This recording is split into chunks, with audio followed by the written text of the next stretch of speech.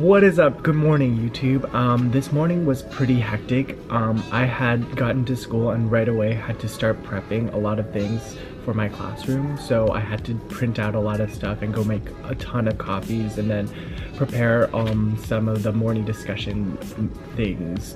So just to give you a sense, this is the stack of things that I printed and copied this morning.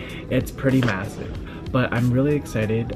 Today in math, we are going to be starting comparing values. So in math, they have started learning numbers up to the hundreds value. So today we're going to be comparing numbers in the hundreds value. So I printed and found a few games on Teachers Pay Teachers. So this resource is completely free. It's by Games for Learning on Teachers Pay Teachers, and what this is it's a board game basically. So there's two players who play with each other and they move along the board, and what they have to do is compare the values that they land on. So for example, if one person lands here and one person lands here, they have to see who has the greatest number, and then whoever has the greatest gets a point. There's two different game boards, so there's this one and this one, and the numbers are expressed differently. So what's great about that is students are exposed to different expressions of hundreds values, and then they get their memory working about how numbers are expressed, and they get practicing with how hundreds numbers are expressed. One more thing that I forgot to mention is today I have a new student joining my class. This is the first time ever that I'm getting a new student in my class. So today is probably going to be a lot of like review of routines and practicing routines and going over things just so that that student gets familiar with our classroom. But it's also probably just good practice for my students to be reminded of the routines of the classroom. I mean, it never really hurts, right? So yeah, I'm going to have to pair them up with like a buddy from our class so that they feel comfortable and welcomed in our classroom environment.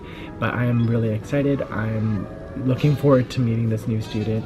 So yeah, I will see you guys later. Hey, what's up guys? So today in our lesson we worked on transitional words for our informational writing, and so what I did was teach my students how to use transitional words, and I used this anchor chart that I made.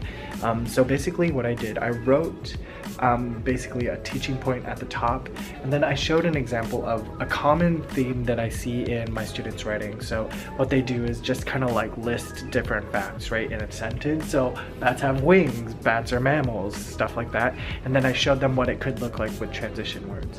So then I had them practice with an example of their own. So this list of sentences, and then I had them practice on an exit ticket. These exit tickets I found on the Curriculum Corner website, and you could go there, just click on the link in the down box below. But then they tried it, and then I had them share with a partner. And then I had a student share out what they wrote, and they came up with this one using the transition words. So I have a list of transition words here. And so after that, they went and independently wrote in their own informational writing, and they were all starting to use the transition words more. So that worked really well. It was great.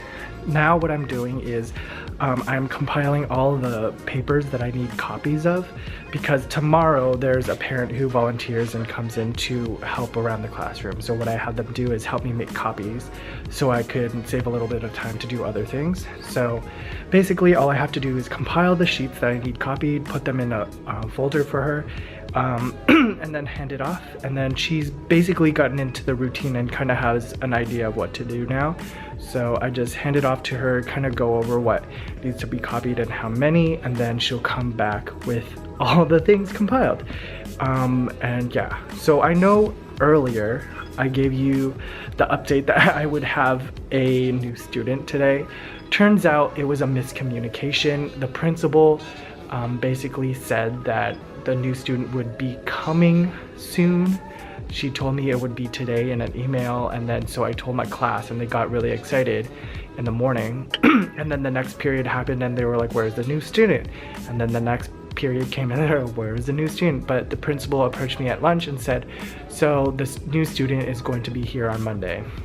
The students were kind of disappointed that it wasn't today, but I explained to them, you know, this just gives us a chance to improve and make sure that we're on point when the student gets here, because we don't want to look like crazy people when that student gets here and gets scared of being in our classroom. So they will be here on Monday, which is good because it gives us kind of like a fresh start to the week. You know, we could go through the weekly routines and watch what happens, and they could get a feel of what goes on in the classroom.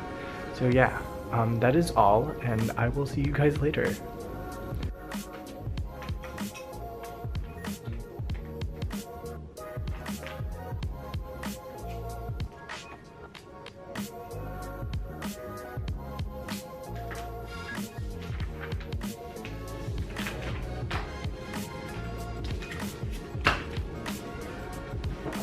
So guys, I am done compiling all of my things that I need to get copied. I have drawn out all my anchor charts that I need for the next few days, and so I am ready to go.